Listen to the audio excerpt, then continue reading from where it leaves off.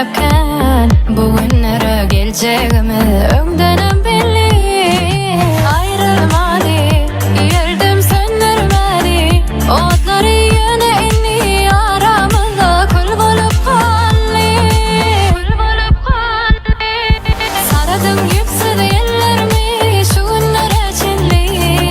Bundan ağrıyık bir de yolun yokluğu belli. Gidin istemesem de ben vaktim bulli.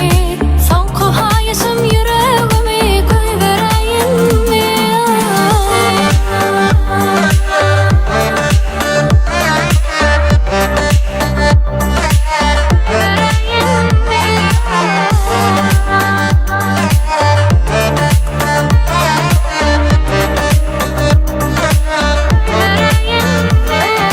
Başarıyan mı sana giderem yıllam izine kaytarıp ver.